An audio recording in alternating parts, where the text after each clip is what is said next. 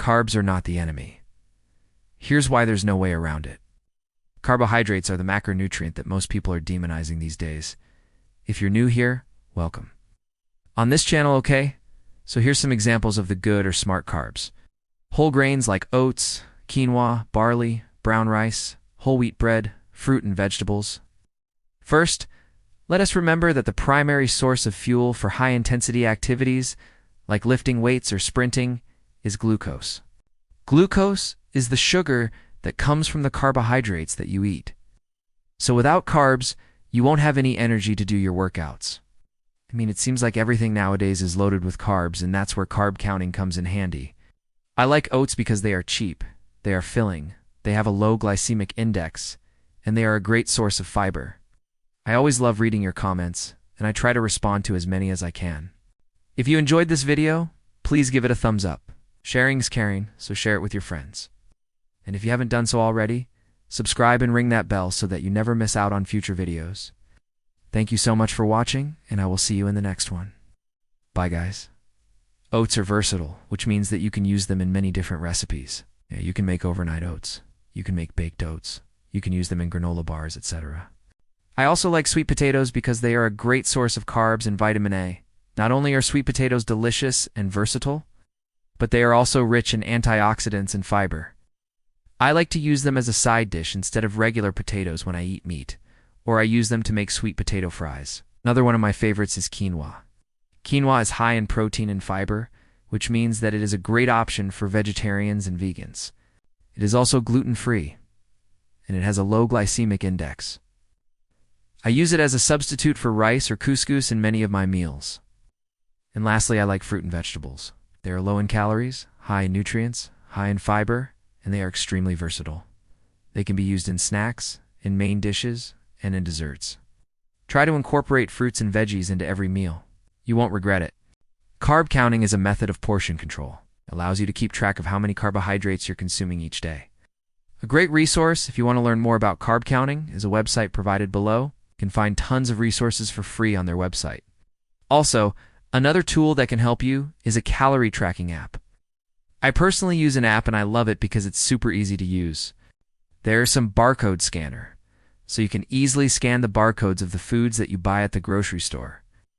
That makes it so much easier to track your macros and your calories. Even if you do low-intensity activities like yoga, walking, or hiking, you still need carbs. Research shows that people who consumed carbohydrates prior to exercise performed better and felt better during exercise than those who did not consume any carbs before their workout. This is because carbs help to spare protein, meaning that they will be used as energy instead of muscle tissue.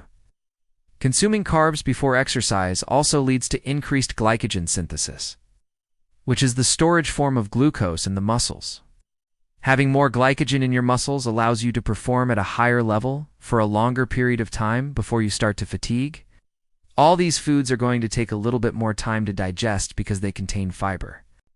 Fiber is a type of carbohydrate that we cannot digest, but it is extremely important for gut health and for keeping our blood sugar in check. As a general rule of thumb, the less processed a carbohydrate source is, the better it is for you.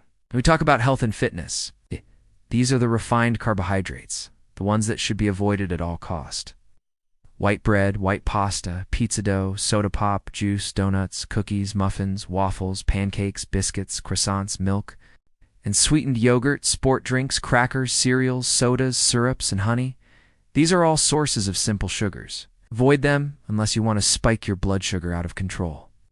And as you can see from this video, I like to make it simple, and that they actually help us during our workouts.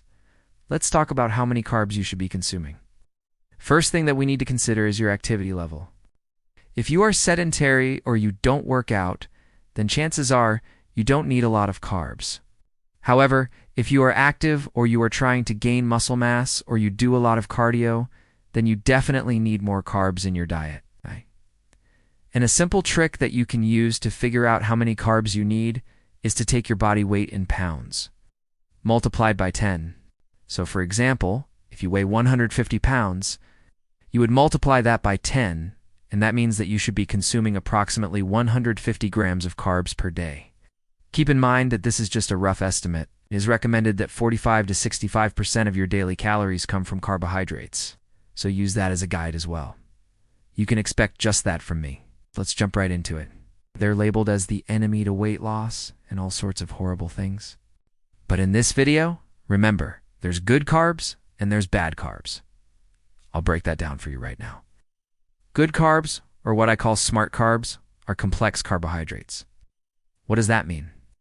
That means that they are made up of long chains of sugar molecules that our body takes time to break down before we can absorb them and use them for energy. This means that the rise in your blood sugar after eating them will be slower, and the feeling of being full will be longer lasting. Now, bad carbs, or what I call dumb carbs, are simple carbohydrates. Simple carbohydrates are made up of one or two sugar molecules.